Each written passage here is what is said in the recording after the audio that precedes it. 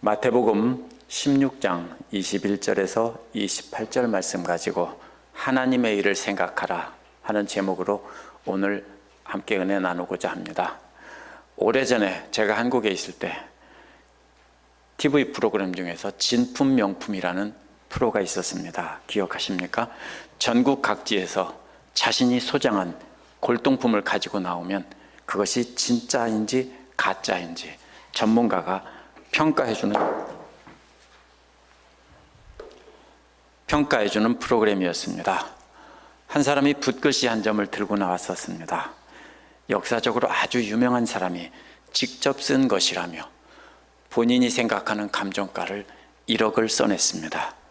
그러면 전문가들이 심사한 후에 잠시 후에 전광판에 뜨죠. 얼마가 떴는지 아세요? 500원이 떴습니다. 그 사람은 자기가 가진 것이 진품이라고 확신하고 오랫동안 간직해왔는데 전문가들은 완전 가짜라는 것입니다. 베드로와 제자들은 또 오랫동안 예수님을 따라다니며 자신들이 믿음이 진품이라고 생각했습니다. 그런데 자신들이 그렇게 오랫동안 배우고 간직하며 메시아에 대한 소망을 갖고 예수님을 따르면서 자신들은 진짜라고 생각했는데 오늘 말씀에서 예수님은 너희들 그거 짝퉁이야, 가짜야 라고 말씀하시는 내용입니다. 이러한 제자들의 대표로 등장한 베드로에게 예수님은 가짜라며 사탄이라고 불렀습니다. 예수님의 진품 제자가 아닌 사탄의 제자라고, 가짜라고 감정하셨습니다. 이 말씀 보면서 우리도 우리 신앙을 점검해보고 혹시 우리도 그동안 우리가 진품 제자라고 생각했는데 사실 베드로와 제자들처럼 가짜는 아닌지, 어떻게 하면 우리가 진품 제자가 될지 한번 우리 자신을 돌아보는 시간을 갖도록 하겠습니다. 21절에서 23절은 첫 번째 순환 예고를 하는 장면입니다. 오늘 굉장히 중요한 말씀이요, 그때부터라는 말입니다. 이게 흔히 나오는 말이 아니거든요. 이 말씀을 통해서 예수님의 사역이 둘로 갈라집니다. 그때부터 베드로가 제자들의 대표로 예수님을 하나님의 아들로 고백한 바로 그때부터라는 뜻입니다. 제자들을 데리고 다니시면서 하나님 나라를 선포하고 기적을 눈으로 보게 하신 사역이 그동안 이어졌습니다. 그런데 그동안 가르치신 것을 마지막에 어떻게 합니까? 선생님이 가르치면 제자들에게 물어봐서 그 답을 듣고 확인을 하죠. 그게 바로 너희는 나를 누구라고 하느냐, 이것이 지난주에 나눈 말씀이고요. 그 고백을 듣고서 맞다라고 정리를 해 주신 겁니다. 그래서 이제는 한 단락이, 예수님의 사역의 한 단락이 끝이 난 겁니다.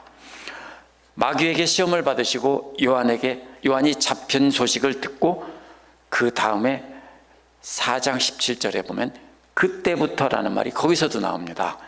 그때부터 예수님의 사역이 시작됐는데 갈릴리에서 하나님 나라를 귀로 듣게 선포하시고 눈으로 볼 수 있게 기적으로 보여주신 겁니다. 그것이 그때부터 시작한 것이 이제 베드로의 신앙 고백으로 한 단락이 된 것입니다. 무리들을 가르치고 치료하시는 사역이 완전히 끝난 건 아니지만 이제 예수님의 사역의 초점은 이제 더 이상 갈릴리에서 사람들에게 하는 것이 아닙니다. 매우 중요한 전환점이라는 뜻입니다. 그렇기 때문에 그때부터 다음에 원어에 어떤 말이 나오냐면요, 시작하셨다 이렇게 나옵니다. 그때부터 시작하셨다. 뭘 시작했습니까? 반드시 예수님께 이루어져야 할 일을 제자들에게 보여주기 시작하셨다라는 겁니다. 그때부터 베드로가 제자들 대표로 신앙 고백을 하자 주는 살아계신 하나님의 아들이라고, 그리스도라고 고백한 그때부터 이제 제자들에게 예수님이 어떤 일이 이루어져야 하는지 보여주기 시작하셨다는 겁니다. 4장 17절에서 시작한 예수님의 공생애가 하나님 나라의 말씀을 말로 선포하시고 기적을 통해 보여주신 것이라면 이제 앞으로 어떻게 사람의 뜻을 따르는 짝퉁 제자가 아닌 하나님의 뜻에 진짜로 순종하는 진품 제자가 될지 제자들에게 미리 이렇게 말씀해 주신 것입니다. 예수님의 순종을 통해서 하나님의 원하는 나라가 이루어져 간다는 것입니다. 그것은 예루살렘에 가셔서 많은 고난을 받으시고 죽으신 후에 사흘 만에 살아나신다는 겁니다. 원어에서는 이 네 가지가요, 가셔서 고난 받으시고 죽으신 후에 살아나셨는데 이 네 가지입니다. 근데 이것이요, 반드시 이루어져야만 한다, 이렇게 되어 있습니다. 왜 이루어집니까? 하시는 분이 누구냐면요, 하나님입니다. 하나님께서 그렇게 하기로 정하신 일이라서 반드시 이 네 가지는 이루어져야 한다는 것입니다. 따라서 예수님이 선택해서 할 수도 있고 안 할 수도 있는 것이 아닙니다. 예수께서는 장로들과 대제사장들과 율법학자들에게 고난을 받으셔야 한다고 했습니다. 여기서 장로들이 이 중에서 그래도 제일 높은 계급입니다. 왜 그러냐면은 이스라엘 백성을 대표하는 가장 나이가 많은 사람들, 특별히 바리새파나 이런 제사장 계급 중에서 원로들입니다. 그 두 번째 대제사장들이라는 말은 여기서 대제사장은 한 명이고요. 여기서 대제사장들이라는 것은 일반 대제사장들과 한 명인 제사장 사이에 중간쯤에 있는 그래도 상당히 높은 제사장들이라는 뜻입니다. 그리고 지도자급 제사장이고요. 율법학자들은 성경을 기록해서 보관하고 사람들에게 가르치던 학자들입니다. 이들이 산헤드린 공회를 구성하는 사람들이고 이스라엘을 대표하는 최고 통치기관입니다. 이스라엘의 최고 통치기관으로부터 예수님은 이렇게 고난을 받으신다고 한 겁니다. 예루살렘에 가셔서 고난당하시고 죽으셨다가 살아나신다는 이 네 가지 말 중에서 다른 것은 다 설명하는 말이 있는데 죽임을 당하신다는 말에는 아무 설명이 없습니다. 그래서 두 번째 순환 예고가 나오는데 17장 33절 찾아봤는데 역시 그것만 아무 예고도 없이 그냥 죽임을 당하고 이렇게만 했습니다. 그런데 20장 19절 세 번째 나오는 순환 예고에 보니까 비로소 십자가에서 죽임을 당하셔야 한다라고 했습니다. 그렇다면 십자가에서 죽으신다는 것을 말씀하지 않고 두 번을 계속해서 죽으신다고만 하셨다가 마지막에 십자가에서 죽으신다고 이렇게 하셨습니다. 사흘 만에 살아난다는 말은요, 사흘 만에 하나님께서 일으키신다는 뜻입니다. 따라서 예수님이 살아나는 것이 아니라 사흘 만에 하나님께서 일으켜 살리신다는 것입니다. 하나님께서 정하신 일이므로 반드시 이루어져야 하고 예수님은 그 뜻에 전적으로 순종하는 것밖에는 다른 선택이 없다라는 겁니다. 그러자 베드로가 예수님을 붙들고 꾸짖기 시작했다고 했는데, 붙든다는 말이 무슨 말이냐면요, 예수님 붙잡고 한쪽으로 데려가는 장면입니다. 우리 어떻게 혼낼 때 어떻게 합니까? 야 이리 와봐 하고서 붙잡고서 끌고 가죠. 바로 그런 뜻입니다. 예수님을 붙잡고 한쪽으로 데리고 가는 겁니다. 왜요? 예수님은 앞으로 하나님의 계획을 보여주기 시작했다고 했는데 베드로는 한쪽으로 예수님을 데려가서 꾸짖기 시작했다라고 했습니다. 둘 다 시작했다라고 했습니다. 예수님은 보여주기 시작했는데 베드로는 예수님을 끌고 가서 꾸짖기 시작했습니다.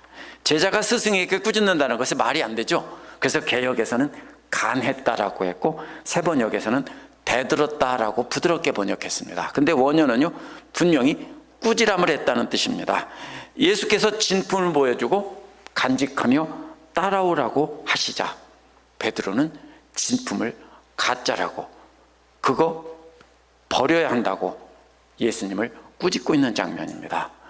바로 앞에 16절에서 살아계신 하나님의 아들 그리스도라고 했는데 갑자기 왜 이렇게 변했을까요? 예수님은 하나님의 계획을 알고 순종하실 계획을 보여준 것이지만 베드로는 인간적인 생각으로 하나님의 아들이라고 고백한 것입니다. 물론 하나님의 아들이라고 알려주신 것은 하나님께서 알려주신 거라고 했습니다. 그러나 예수가 하나님의 아들이라고 알려주시자 베드로는 어떻게 생각했습니까? 자기 생각에 따라 자기 중심적인 생각으로 하나님의 아들이라고 이해한 것입니다. 예수께서 말씀하시며 따라오라고 한 진품 제자도의 본보기가 당시 베드로를 비롯한 제자들에게는 짝퉁으로 보였습니다. 그렇기 때문에 베드로가 대표로 나서서 예수님을 붙잡고 한쪽 옆으로 데리고 가서 꾸지람을 한 것입니다. 이거는 베드로 혼자 생각이 아니라 다른 모든 제자들이 똑같이 그렇게 생각하고 있었습니다. 베드로는 예수님을 주님이라고 불렀지만 하나님의 계획에 따른 주님이 아니라 자신들의 생각에 따라 주님이라고 부르고 있습니다. 세번역에서 주님 안 됩니다라고 했고, 개역에서 그리마옵소서라고 했는데요, 본래 이 말은요, 하나님께서 당신에게 은혜를 주실 것입니다, 이런 뜻입니다. 그러니까 그렇게 하면 안 된다는 겁니다. 하나님께서 당신에게 은혜를 주십니다. 하나님께서는 주님에게, 예수님께 주실 은혜가 그런 일이 아니라는 겁니다. 예수님이 말씀하신 하나님의 구원 계획은 짝퉁이고 자신들이 원하는 구원 계획이 진짜라는 겁니다. 그래서 절대로 그런 일이 일어나서는 안 된다고 말합니다. 절대로 안 된다는 말이 2번이나 들어있습니다, 원어에는. 그러면서 미래형하고 합쳐진 것은요, 그리스어에서 최고로 강한 부정의 표현입니다. 절대로 안 될 것입니다, 이런 뜻입니다. 베드로는 그냥 안 된다가 아니라 주님을 메시아로 고백했지만 세상을 다스릴 왕으로 생각했지 하나님의 아들이고 하나님과 동등한 분이라고 생각한 적이 없었습니다. 그래서 절대로 안 됩니다라고 강조한 것입니다. 그런데 예수님은 몸을 돌리셨다고 했죠. 확 돌렸습니다. 이거 이상하죠. 지금 베드로가 예수님 붙잡고 마주보고 있는데 예수님은 몸을 돌렸습니다. 왜 그렇습니까? 베드로를 꾸지람하는 것이 아니라 베드로와 모든 제자를 꾸지람하시는 것이기 때문에 예수님은 돌아섰습니다. 그래서 제자들에게 돌아섰습니다. 베드로는 예수님을 꾸지람했지만 예수님은 말씀하셨다라고 했기 때문에 베드로보다 훨씬 부드러운 투로 이렇게 가르치신 겁니다. 예수께서 그렇지만 베드로에게 사탄아 내리로 물러가라 했습니다. 제자들 모두에게 하는 말입니다. 몸을 돌려서 제자들 모두에게 하신 말씀이기 때문에 이제는 제자들이 사탄이라고 부르고 계신 겁니다. 왜 사탄이라고 부르고 있냐면요, 예수님을 걸려 넘어지게 하는 걸림돌이 되었기 때문입니다. 앞에서 뭐라고 했습니까? 반석 이라고 그랬죠. 반석 위에 교회를 세우겠다고 했고, 그 신앙 고백이 기초가 되는 반석이 되는 주춧돌이라고 했습니다.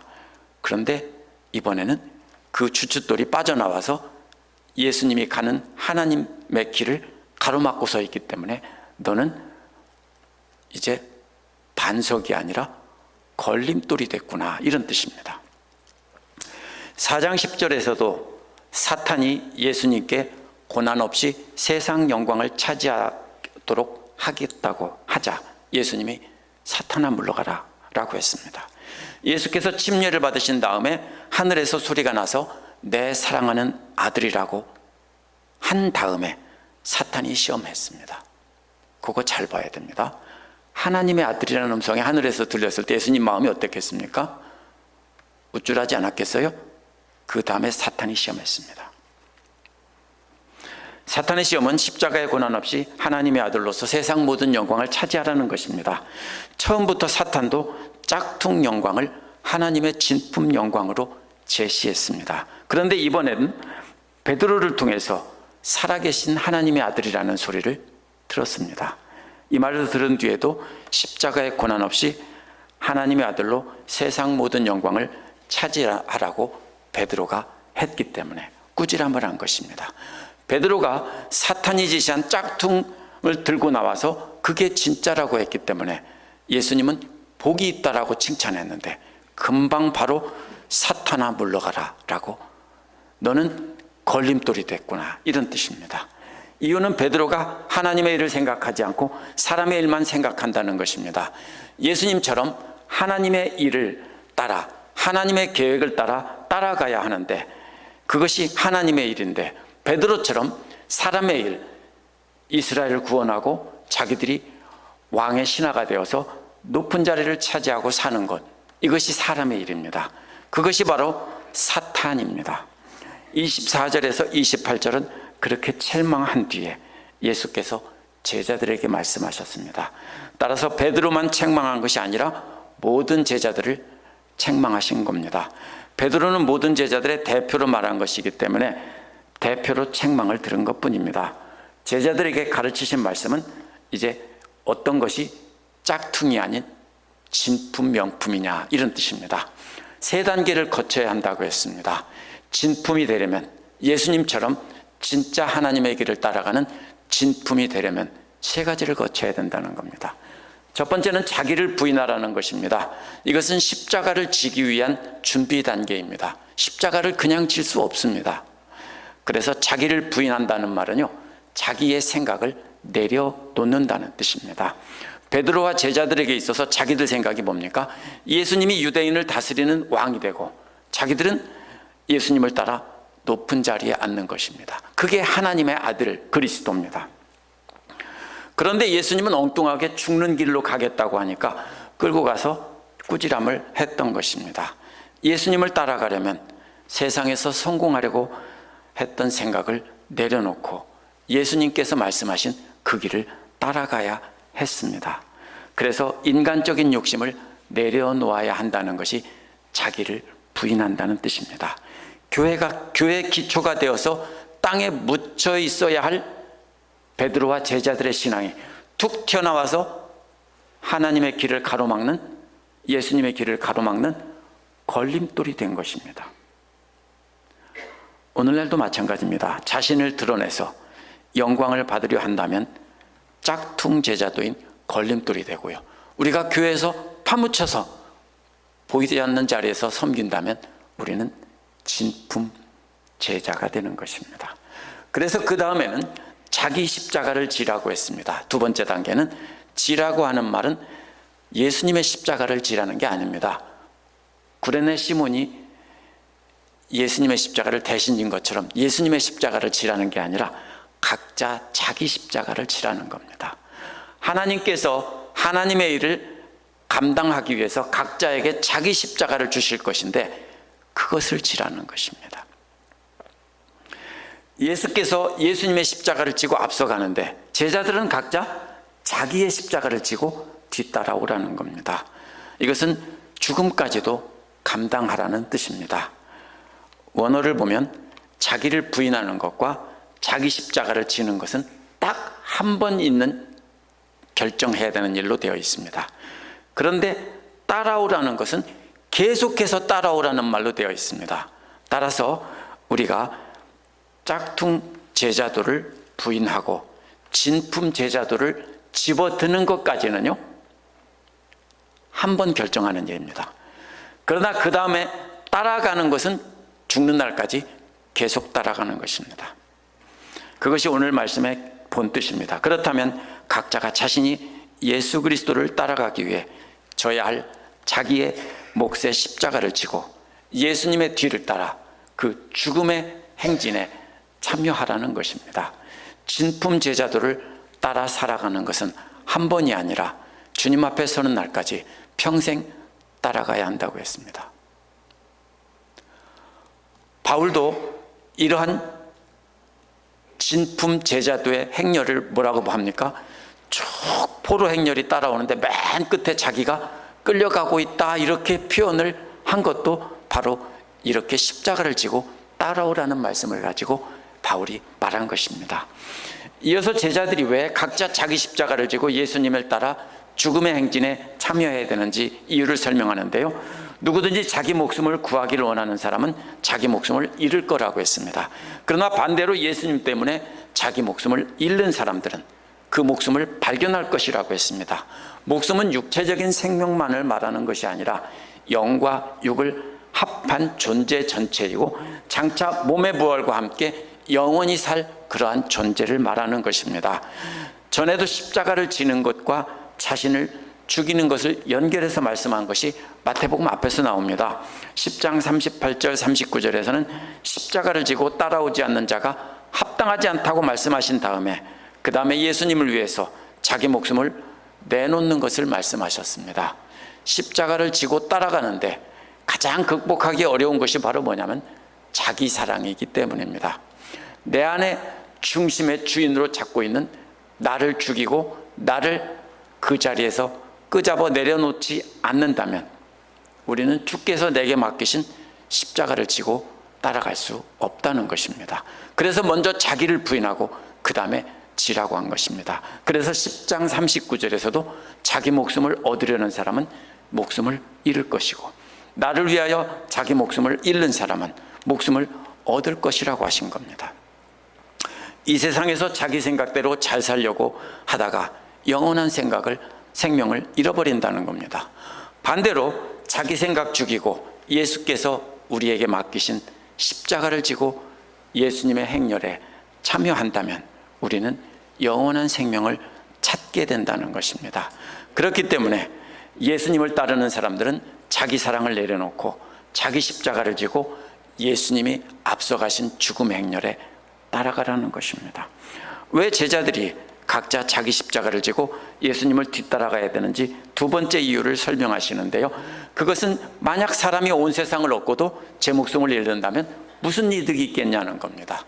영원하지 않은 짝퉁 영광을 얻고 진품 영광인 영원한 생명을 잃는다면 무슨 이득이 있냐는 겁니다. 온 세상을 얻는다는 말이 마태복음 4장 8절에서 사탄이 천하만국의 영광을 보여주며 주겠다고 한 말을 떠올리게 하는 말입니다. 이 말씀을 하실 때 예수님의 마음에는 시편 49편이 있었을 것입니다. 한번 찾아보시기 바랍니다. 댁에 가서. 또 이어서 사람이 무엇을 주고 제 목숨과 바꾸겠냐고 했습니다. 목숨도 영원한 생명을 뜻하는 말입니다. 자신의 받을 영원한 생명과 맞바꿀 수 있는 것은 세상에 아무데도 없다는 것입니다. 왜 제자들이 각자 자기 십자가를 지고 예수님의 뒤따라 죽음의 행진에 참여해야 되는지 세 번째 이유를 말씀하신 것이 27절입니다. 인자가 아버지 영광과 함께 올 때 그의 천사들과 함께 오신다는 겁니다. 그때 각 사람이 행한 대로 갚아주신다고 했는데 짝퉁 믿음을 가지고 세상 영광을 위해 살았는지 진품 믿음을 가지고 예수 그리스도를 위해 따라왔는지 그것을 보신다는 겁니다. 그래서 각 사람의 행한 대로 갚아주신다는 말은요, 잠언 24장 12절에도 나오는데요, 잠언에서는 현재형이지만 여기서는 미래형입니다. 잠언에서는 그때 갚아주신다고 한 건데 여기서는 마지막 심판날에 주님 오시는 날에 갚아주신다는 겁니다. 그런데 거기서 끝이 아닙니다. 마지막으로 내가 진실로 너희에게 말한다라고 하시면서 말씀을 끝맺으시는데요, 이것은 분명한 진리를 말씀하실 때 하는 말씀입니다.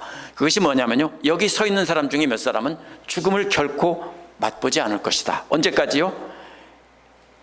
예수님이 기간을 정해 주셨습니다. 인자가 자기 왕권 안에서 오는 것을 볼 때까지입니다. 그렇다면 제자들 중에 일부는 예수님이 자기 왕권을 가지고 실제로 오는 것을 보기 전에는 결코 죽지 않는다는 것입니다. 이게 무슨 말입니까? 예수님이 왕권을 가지고 온다는 말이, 어떤 사람들은 예루살렘 멸망이라고도 하고요, 예루살렘 멸망이 종말론적 심판의 모형이라고 합니다. 그러면 그때까지 살아있는 제자도 있었기 때문에 말이 잘 됩니다. 어떤 사람은 부활이라고 합니다. 그리스도의 부활. 어떤 사람은 그리스도의 부활과 성령 강림을 함께 묶어서 말합니다. 그런데 가장 많은 사람들이 말하는 것은 뭐냐면요, 변화산의 체험입니다. 바로 뒤에 나옵니다. 그래서 오늘 말씀 바로 뒤에, 이것이 예수님의 재림의 때를 말하는 것이 아닙니다. 왜냐하면 마태복음 24장 36절에 보면 그날과 그때는 아무도 모른다고 했는데, 아들도 모르고 아버지만 안다고 했는데, 여기서는 예수님이 아는 것처럼 말씀하셨기 때문에 재림의 때를 말씀하시는 것이 아닙니다. 분명한 것은 마태가 바로 이어 나오는 엿새 후에 베드로와 야고보와 형제 요한을 데리고 가서 보여준 기적입니다. 마태가 문맥을 통해서 강조하는 것은 변화산 사건입니다. 변화산 사건은 예수님의 재림을 미리 보여주기 동영상과도 같은 것입니다. 그것을 보고 장차받을 영광을 생각하며 자기를 부인하고 자기 십자가를 지고 죽음의 행진에 참여하라는 것입니다. 우리가 베드로의 신앙을 한번 잘 생각해 봐야 됩니다. 정말로 열심히 했습니다. 예수님을 지키기 위해 칼을 뽑아들어서 휘둘렀고요, 대제사장의 집에 마당까지 숨어 들어가서 예수님을 구출해 보려고 했습니다. 죽기까지 예수님을 따라가며 배반하지 않으려고 진짜로 노력했습니다. 그러나 그는 결국 3번이나 예수님을 부인했습니다. 그는 끝까지 자기를 부인하지 않고 자기를 간직한 채 십자가의 길을 따라가려고 했습니다. 자신이 가진 제자의 길이 짝퉁이라는 것을 베드로는 부활의 주님을 만날 때까지 몰랐습니다. 자기가 하는 것이 반석이고 옳다라고 생각했는데 걸림돌이었습니다. 그런데 사도행전 10장에 보면 하나님께서 베드로에게 환상을 보여주신 뒤에 고넬료를 만나게 하시고 고넬료를 믿음의 형제로 받아들이라고 했습니다. 이때 베드로가 어땠을까요? 마음속으로는 노입니다. 절대로 받아들일 수 없는 생각입니다. 그런데 이때는 베드로가 그 생각을 내려놓습니다. 내려놓고 유대인들에게, 다른 제자들에게 그것을 증거합니다. 그때까지 베드로는 이방인은 부정하다며 상종도 하지 않았는데 하나님께서 보여주시며 말씀하시자 즉시 자기 생각을 내려놓고 성령께서 자신을 변화시키도록 허락을 했습니다. 그 뒤 유대에 있는 신자들과 사도들이 이방인을 받아들인 베드로를 비난했을 때 베드로는 성령께서 자신을 바꿔주신 것을 증거했습니다. 전에 내려오는 이야기에 따르면 베드로는 그렇게 자기를 부인하고 예수님을 따라가다가 죽음의 행진을 마쳤는데 마지막에는 십자가에 거꾸로 달렸다라고 했습니다. 전에 내려오는 이야기입니다. 베드로는 나중에 깨닫고 진품 제자의 길을 갔습니다. 우리 생각을 버리고 성령께서 우리 마음 중심에 오셔서 우리를 다스리도록 주권을 내드려야 합니다. 그것이 바로 하나님과 하나님 말씀을 우리가 따라야 한다는 것입니다. 그렇게 극심한 반대를 겪으면서도 반대하는 사람들에게 복음을 전해야 합니다. 고린도후서 11장에 보면 바울이 그리스도의 일꾼으로 매를 맞아 죽을 뻔하고 3번이나 파선을 당했고 죽이려는 동료들의 위협을 견디면서 복음을 전했다고 했습니다. 그것이 바로 뭡니까? 바울도 바로 자기 십자가를 지고 예수님의 뒤를 따라 죽음의 행진을 한 것입니다. 고린도서 1장 8절에 보면 바울은 살 소망까지 끊어졌다고 했습니다. 왜냐하면 유대인 동료들이 하도 죽이려고 핍박을 하니까 하는 소리입니다. 바울 역시 자기 십자가를 지고 죽음의 행진을 하며 진품 제자의 길을 간 것입니다. 우리 생각으로 아무리 결심하고 하나님의 일을 하겠다고 다짐해도 할 수 없습니다. 항상 같은 태도로 꾸준하게 습관적으로 하나님 말씀이 나를 변화시키도록 맡겨야 합니다. 이것은 마치 운동하는 것과 같습니다. 몸에 운동이 좋은 것은 다 압니다. 그런데요, 이것이 습관으로 몸에 배일 때까지 굉장히 힘이 듭니다. 마찬가지로 우리 자신을 내려놓고 하나님의 말씀이 우리를 변화시키도록 맡겨드리는 것은요, 굉장히 어려운 일입니다. 그래서 우리가 램프의 요정과 같은 예수님이 아닌 진짜 예수님을 알아가야 합니다. 예수께서 오늘 말씀에 나오는 베드로와 제자들 통해서 우리에게 하시는 말씀 중에 가장 중요한 말씀은 짝퉁인 나의 생각에 예수님을 맞추면 우리도 사탄이라고 하신다는 겁니다. 대신에 진품인 그분이 우리 삶에 임재하셔서 간섭하시고 우리를 그분으로 형상으로 변화시키도록 허락해야 된다는 것입니다. 우리가 허락해야 됩니다. 그렇게 하는 것이 우리 자신에게 유익이 되는 일을 버리고 하나님의 일을 생각하는 것입니다. 성령께서 말씀을 통해 길을 인도하실 때 맡기고 따라가는 것이 하나님의 일을 생각하는 것이고 죽음의 행진에 참여하는 진품 제자가 되는 길입니다. 기도하겠습니다.